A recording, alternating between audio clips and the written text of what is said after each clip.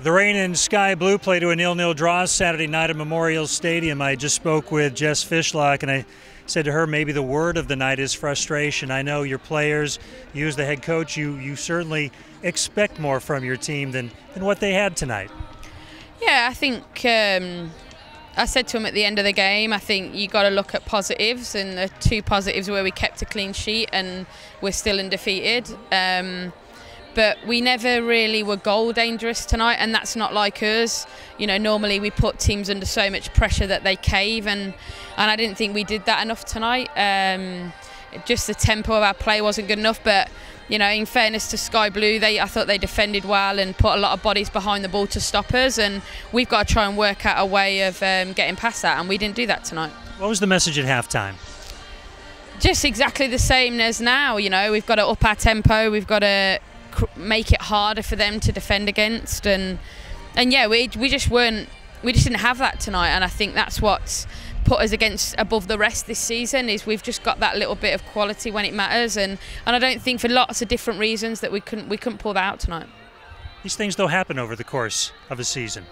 Yeah, you know, to be as disappointed as we are and as frustrated as we are, and still to come away with a point and to go 14 games without losing a game just shows you how much this group want to win and how talented they are, that a draw is pretty disappointing, and which at the moment is what everybody feels, I think.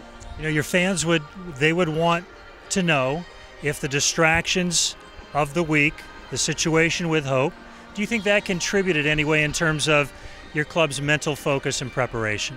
No, I don't. I think the girls were brilliant last two training sessions, really sharp, wanting to, you know, go to the next game, which is how we've dealt with the whole season. It's never been about the games that we've played, it's always been about the next game we've got in front of us. And I thought that today when we got here, our focus was good, our warm-up was good. I thought the first 20 minutes we looked really good, and then we just went a little bit flat. And I don't think that any of that was to do with the week. I think it was just, you know, one of those games, I think, ultimately. Terrific crowd tonight. I know you wanted to give them a little bit more, but it's nice to see the support that you had this evening. Yeah, it was. You know, I think to get the biggest crowd with probably our poorest performance is disappointing. But no, we've worked really hard to try and gain the fan base, and hopefully they'll come back. Haley Kottmeyer did not have to get tested a lot tonight. That's a credit to your defense, but another outstanding job for her with the clean sheet. She gets the start tonight in place of Hope. Have you made a decision on the plan moving forward for the next game at Western New York? No, not yet. I think Cops has done great.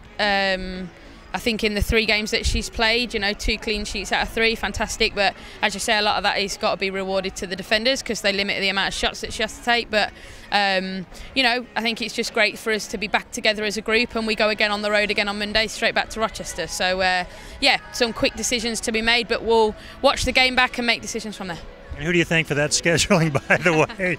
Right back to Rochester, right? And the tough test with Abby Wambach.